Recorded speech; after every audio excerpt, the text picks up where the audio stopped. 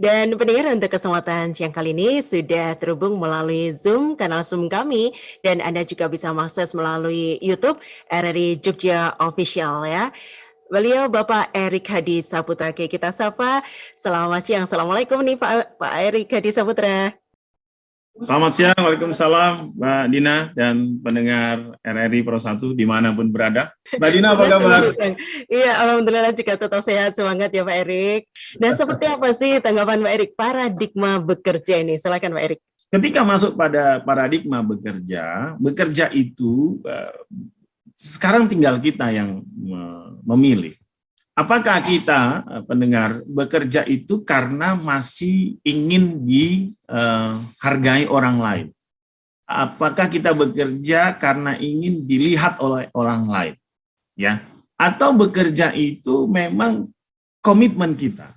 Nah, sebagai contoh begini, ketika Mbak Dina siaran, teman-teman RRI siaran, mungkin kita pernah berpikir sekian gini, saya dengan siaran yang totalitas, bahkan subuh datang, pulang kadang malam, ini manajer siaran ngerti nggak sih kalau saya itu kerjanya ini total banget gitu.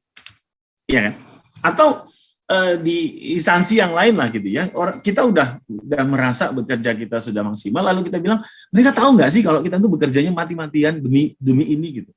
Nah, ketika kita mengatakan hal seperti itu, saya katakan sekali lagi ya, ketika kita minta orang lain care tentang kita, kita harus siap kecewa loh, apabila paradigma yang kita inginkan itu ternyata tidak terjadi.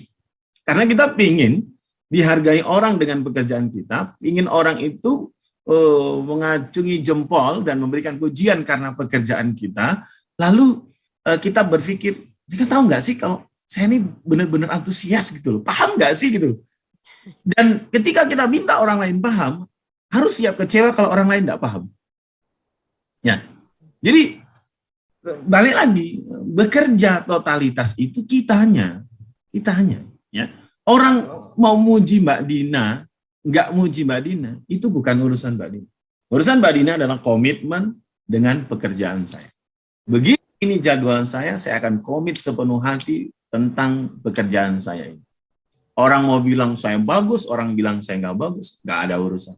Karena urusan saya adalah komitmen bekerja tadi. Nah, ketika ini saya bangun, maka saya bekerjanya nyaman gitu. Saya nyaman aja bekerja.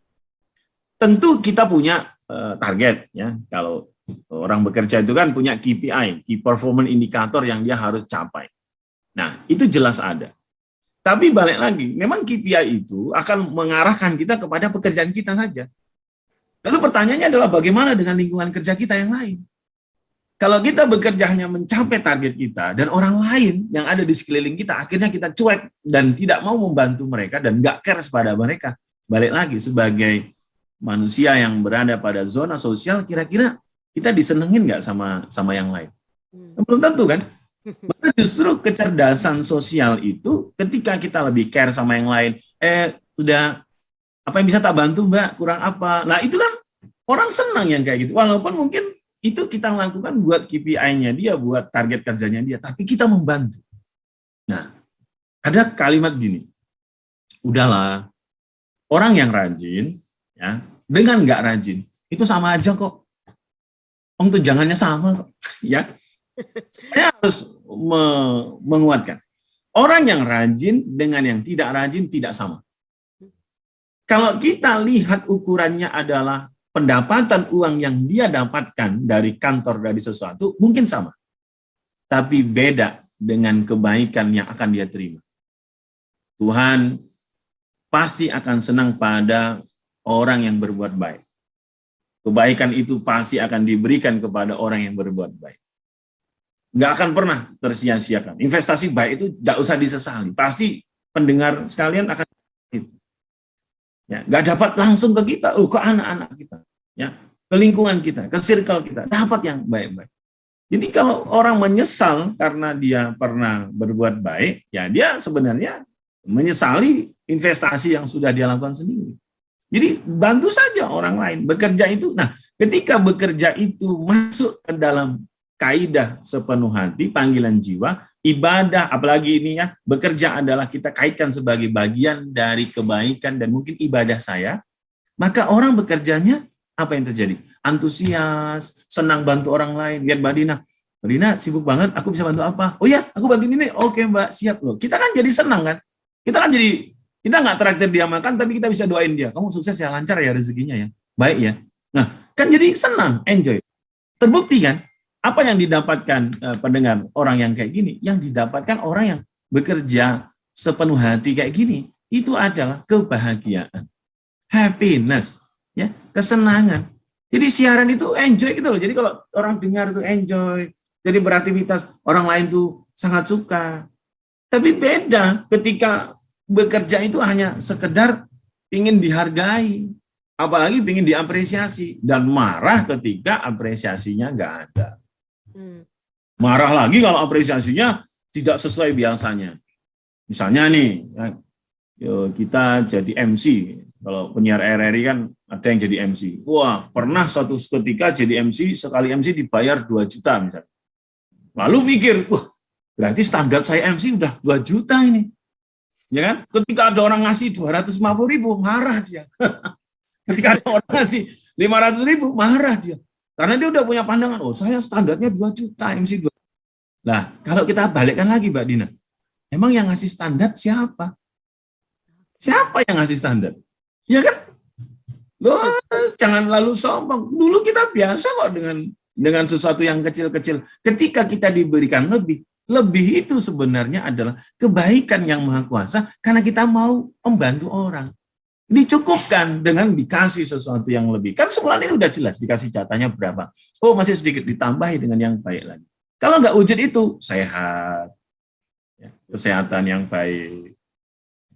Kan kadang mikir, enak ya yang lain ganti kendaraan, yang lain ganti mobil, mana-mana gitu.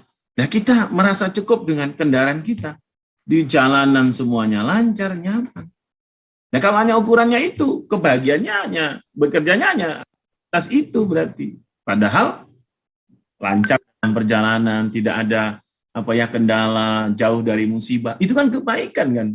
Betapa banyak mobil bagus di pinggir jalan, Mbak, ketimpa pohon. Ya kan, begitu banyak orang mobil bagus dibaret orang. Nah, kan kita enjoy dengan itu. Nah, inilah karena paradigma kita bekerja bukan hanya sekedar apa yang kita dapatkan, tapi kebaikan dalam kita bekerja tadi.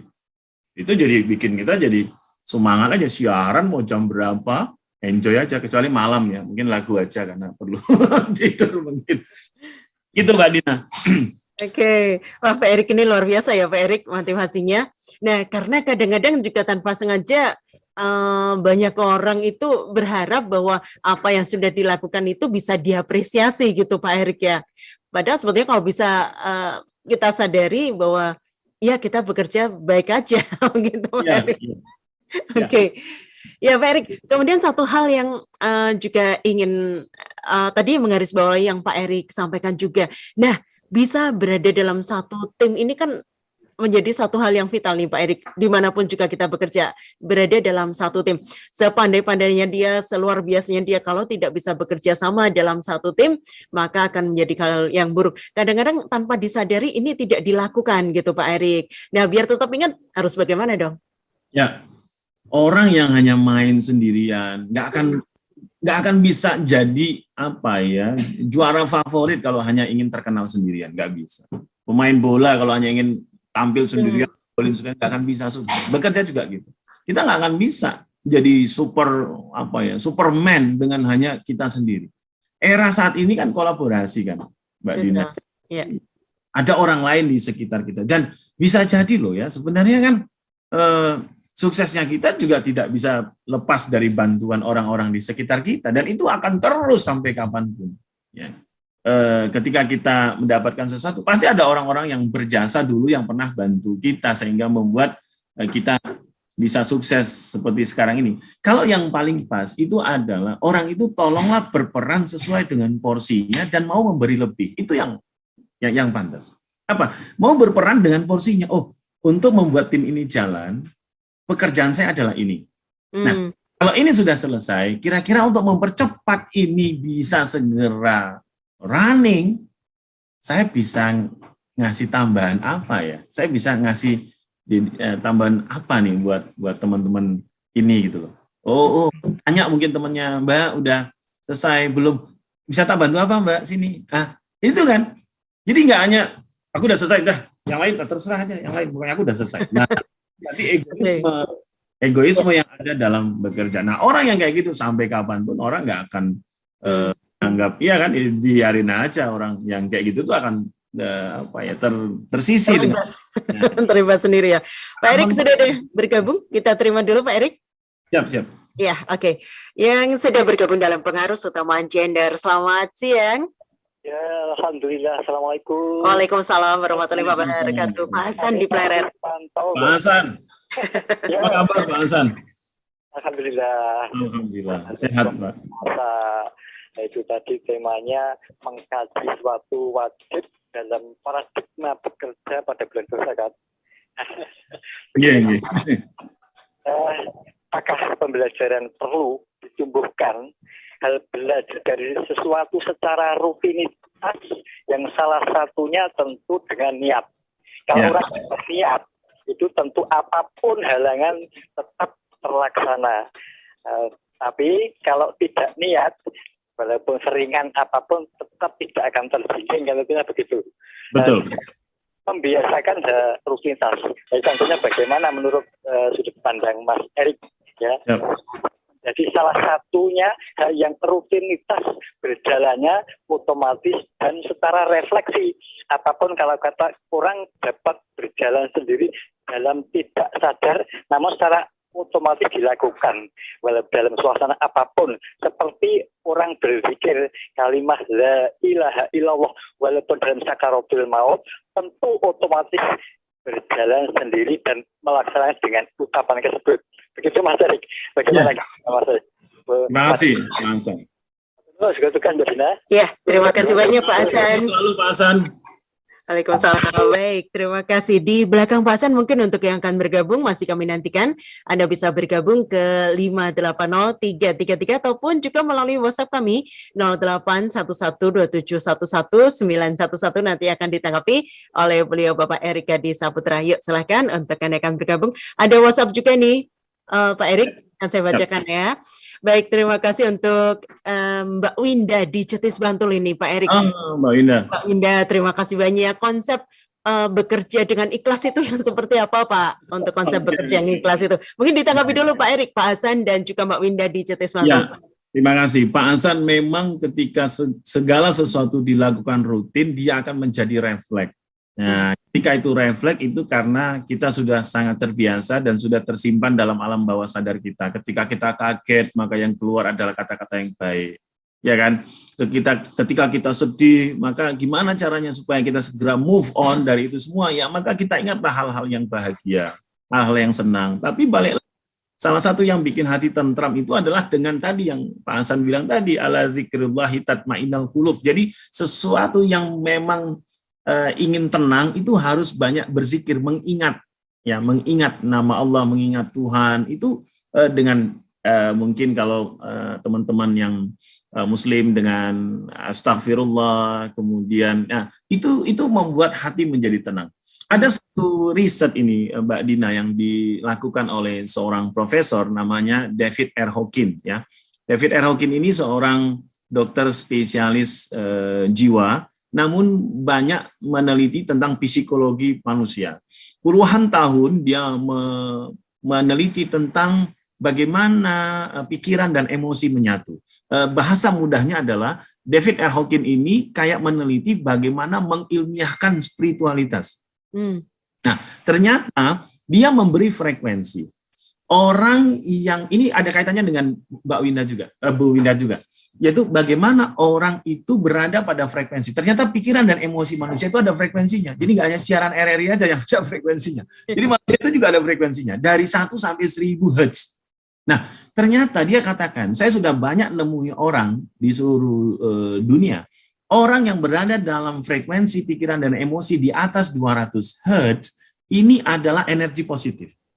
Nah, orang yang berada di bawah 200 Hz itu memiliki energi negatif. Energi negatif itu apa? Sombong, nafsu, marah, apatis, rasa bersalah, malu. Ini tuh energi-energi negatif. Nah, ya, di sini ini energi negatif.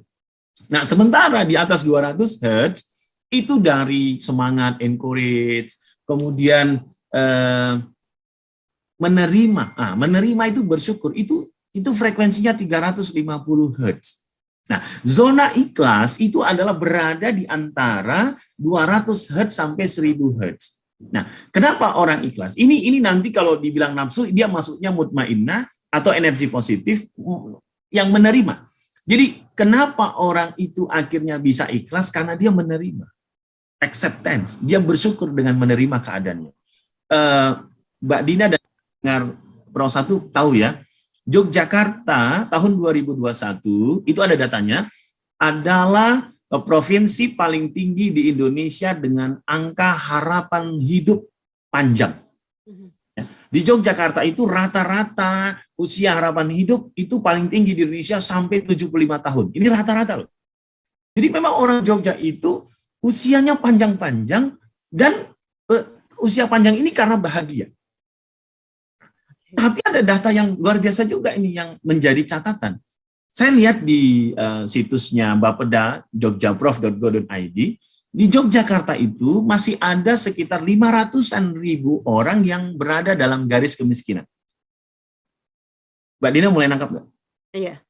Ini miskin, tapi bahagia gitu. Coba. Oke. Iya. Kenapa? Karena penelitian David Erokin tadi mengatakan apabila orang itu menerima ya, itu masuk kepada zona ikhlas.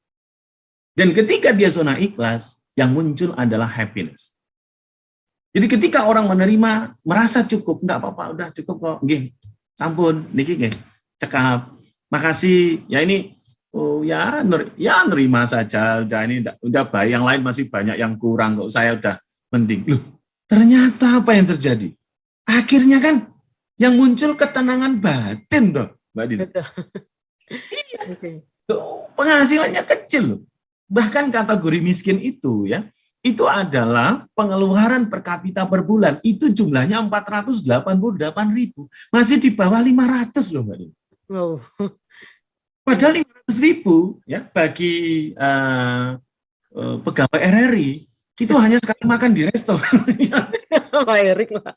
Enggak kan? Ya, kecuali kalau kita makannya di kantin itu beda. Kalau keluar itu hanya sekali makan saja itu. Bagi orang ini hanya sekali makan, tapi ada orang lain yang ini sebulan.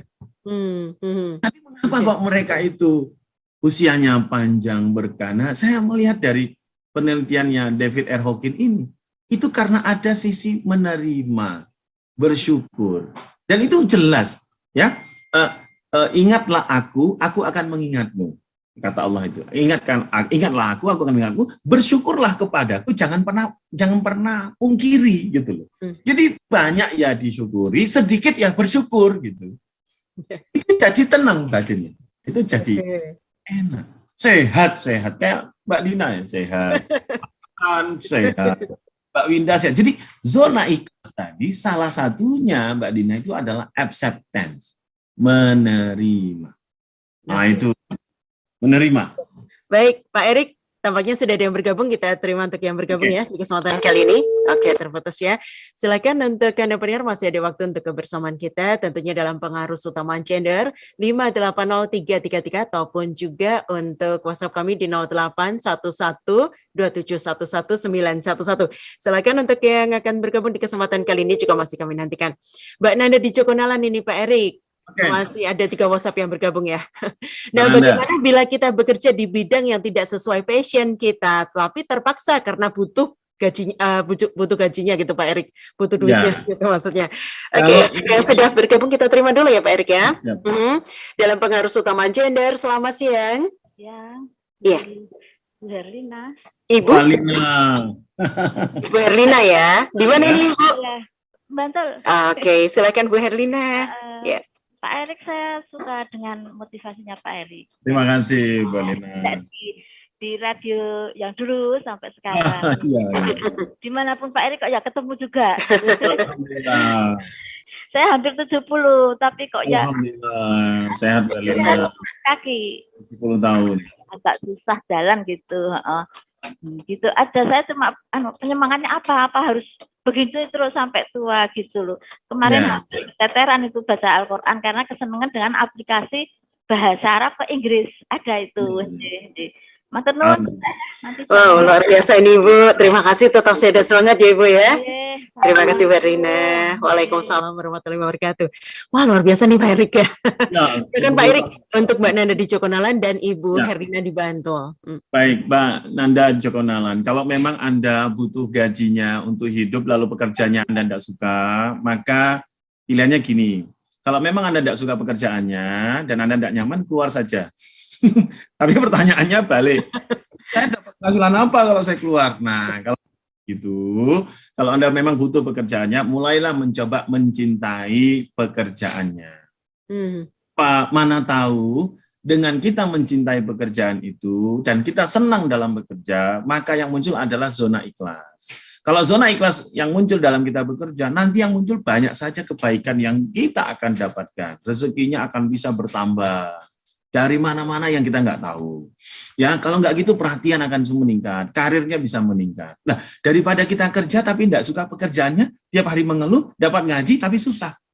Kan jadi energinya negatif. Susah kita. Ya capek, batinnya tersiksa. Dan apalagi sampai bikin status. Ya, Tuhan saja menguji hambanya sesuai dengan batas kemampuannya.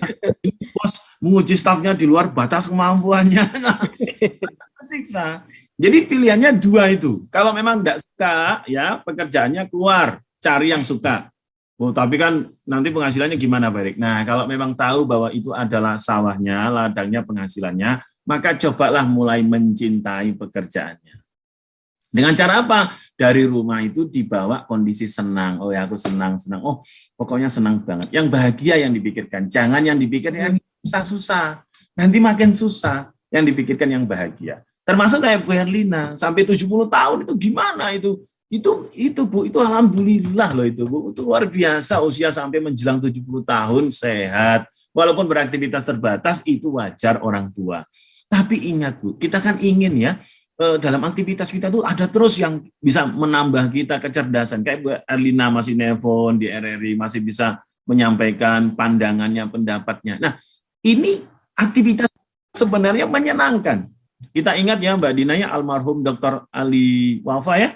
Oh iya, betul. Yang sampai 86 tahun ya kan. Bersemangat sekali loh memberikan membagikan ilmu kesehatan ya Pak Erik. Bah bodoh ya, keropok-keropok gitu kan. Banyak sekali yang pendengar RR itu yang luar biasa gitu loh. Dan aktivitas itu pokoknya selama itu bermanfaat dan penuh kebaikan maka lakukan. Kenapa? Karena itu yang bikin kita jadi lebih enjoy. Nah, ditambah lagi misalnya kalau ingin melatih otak dengan menulis. Misalnya Ibu sudah mulai mengaplikasi, mulai menulis. Jadi apa ide mulai ditulis, ya ditulis. Nanti kalau lama-lama anak nulisin, lama-lama jadi punya catatan-catatan. Ya di Facebooknya jadi punya catatan-catatan itu untuk melatih otak. Dengan cara supaya enggak kata teman saya yang kepala SMK 1 Jogja, Pak Elias itu tiap hari nulis, ngirim tulisan ke saya, biar nggak cepat pikun saya Mas. Maka saya harus menulis terus. Nah, termasuk ada ide apa kita baca. Jadi Bu Herlina, pokoknya segala sesuatu itu yang baik. Ya, membaca Al-Quran, belajar aplikasi dengan bahasa Inggris dan bahasa Arab, kemudian menulis, berinteraksi lewat radio, mendengarkan sesuatu yang positif ya, siaran yang positif, musik-musik yang menambah semangat, apalagi penyiarnya Mbak Dina kalau pas siaran energinya membuat semangat. Nah, itu yang penting. Nah, penyiar kalau tidak bersemangat kan kasihan yang dengerin. Erik. Iya kan? Masuk narasumbernya kan juga gitu toh Mbak Dina ya kan? Artinya kita berbagi. Yakinlah kebaikan yang kita lakukan dalam aktivitas kita, dalam bekerja, bisnis kita itu nggak akan pernah sia-sia. Kalau saya ngeliatnya itu. Oke. Kebaikan balasnya kebaikan juga. Iya. tinggal dikit waktu nih Pak Erik, tapi masih ada 2 WhatsApp yang bergabung. Iya, Siap. mungkin bisa ditanggapi ya Pak Erik ya. Ibu Nining yang ada di Kota Gede nih Pak Erik. Nah, bagaimana kaitannya Pak Erik rasa syukur dengan keinginan untuk terus maju meningkatkan kualitas diri begitu. Ibu Nining di Kota Gede. Kaitannya rasa syukur dengan keinginan untuk terus maju.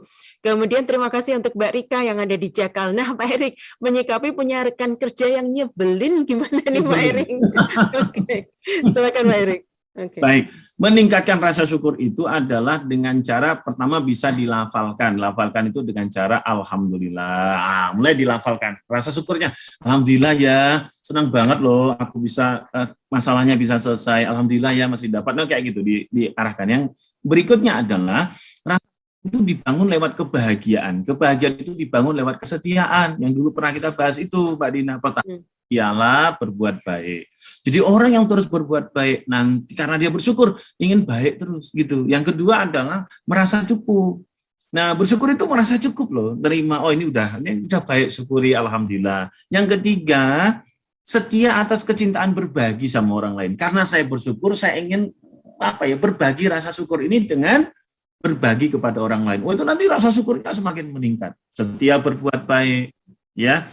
Cukup terus, kemudian berbagi untuk orang lain, nanti akan semakin kuat. Nah, bagaimana menghadapi rekan kerja yang nyebelin? Nah, ada 2. Yang pertama, sampaikan ke SDM supaya orangnya dipindahkan ke bagian yang lain. Ini nyebelin banget, mau dipindahin aja. Oke. Yang kedua, karena itu kalau itu memang teman kita, maka kita bisa memberikan teguran lewat misalnya memberikan contoh. Memberikan contoh. Contoh itu apa? Misalnya memberikan contoh aktivitas itu lo kayak gini lo ya. Tapi tetap ngelawan. Kalau tetap nyebelin. Nah, kalau kembalikan kepada kita, ada orang yang nyebelin ya, ada orang yang bikin kita nggak nyaman. Itu kalau kata AA Gim itu bonus dari Yang Maha Kuasa. Kenapa bonus? Supaya kita selalu bersabar setiap kali bekerja, ada ladang ibadah gara-gara orang itu. Ini orang kok nyebelin banget ya. Sabar gitu ya Pak Erik ya. Jadi di ruangan itu kita jadi sabar gitu loh, Mbak Dina. Gara-gara dia itu kita bersabar. Nah itu kita dapat pahala. Cuma kalau dia sudah nggak di tempat itu, kita nggak ada lagi ya. Jadi kita biasa. Jadi dari cara pandang kita. Ada yang nyebelin anggap sebagai bonus ya untuk kita terus bisa beribadah sambil pelan-pelan diberitahu kepadanya tentang pekerjaan. Cara memberitahunya, pertama repetisi, kasih tahu terus saja. Ya jangan mau lelah. Debt collector aja nggak pernah lelah menagih hutang. Ya apalagi kita jangan lelah. Orang berbuat kebaikan. Yang kedua adalah siapa teman baiknya, informasi sampai teman baiknya. Yang ketiga kasih tahu ke pimpinan karena power akan mau didengarkan. Yang ketiga mainkan emosionalnya. Dia suka apa? Oh suka gorengan, belikan gorengan. Dia suka bakmi, belikan mie rebus. Pokoknya bikin emosional. Yang ketiga, relaksasi. Di ruangan kerja, bangunlah situasi, kata-kata yang baik. Bahkan kalau perlu, musik-musik yang menenangkan. Musik klasik, mendengar siaran Pro 1 RRI. Di situ diputar aja supaya orang dengar. Kadang-kadang kita ngomong nggak didengerin, gimana cara dia supaya mau dengar? Orang lain yang mengatakan kepadanya. Nah, dia mulai mikir, oh gitu ya. Mudah-mudahan bermanfaat ini, Mbak Dina. Oke, Pak Erik luar biasa sekali Pak Erik. Mungkin 1 menit nih Pak Erik sebagai closing statement-nya. Paradigma bekerja nih Pak Erik, silakan. Jadi pendengar Pro 1 dimanapun berada, kalau orang bekerja karena rutinitas saja, berarti dia memang berharap pekerjaannya menghasilkan uang. Tapi pertanyaannya lagi, apakah uang itu akan bikin dia bahagia? Belum tentu. Orang yang seperti ini bekerjanya kalau dioyak-oyak, capek kalau kerjanya kayak gini. Maka jangan mau di sini, naikkanlah level kita. Bekerja itu membangun karir. Ketika bekerja membangun karir, berarti sutradaranya adalah diri kita sendiri. Tanpa disuruh, kita sudah tahu pekerjaan kita. Kita berusaha mencintai apa yang kita lakukan, karena itu adalah modal karir kita di masa depan. Dan orang yang bekerja karena karir, nanti akan dapat prestasi kerja. Dan orang yang punya prestasi, mesti punya uang. Nggak mungkin nggak punya. Maka kalau sudah cukup di sini, naiklah ke level yang lebih tinggi lagi. Apa itu? Bekerja karena panggilan jiwa. Jadi penyiar itu adalah panggilan jiwa. Jadi dosen adalah panggilan jiwa. Bekerja sebagai staf ini adalah panggilan jiwa. Kalau panggilan jiwa yang ada pada diri kita, maka sutradaranya adalah yang maha kuasa. Kalau yang maha kuasa sutradaranya, apa bekerja kita jadi ibadah. Yang maha kuasa menakdirkan. Kamu ya jadi penyiar radio, kamu ya jadi dosen, kamu rezekimu di sini. Kita nikmati itu. Apa yang kita dapatkan? Yang kita dapatkan adalah kebahagiaan. Yang kita dapatkan adalah kesenangan. Happiness dalam bekerjanya. Maka paradigma bekerja kita adalah bangunlah paradigma bekerja sepenuh hati, yang itu adalah karena panggilan jiwa. Sehat dan teruslah terinspirasi. Luar biasa nih Pak Erik. Terima kasih banyak ya Pak Erik ya. Baik pendengar, sampai di sini untuk jumpa kita dalam pengaruh utamaan gender bersama narasumber kami. Beliau seorang motivator, Kaprodi Ilmu Komunikasi dan Direktur Kehumasan dan Urusan Internasional Universitas Amikom Yogyakarta. Terima kasih untuk kebersamaan Anda. Wassalamualaikum warahmatullahi wabarakatuh.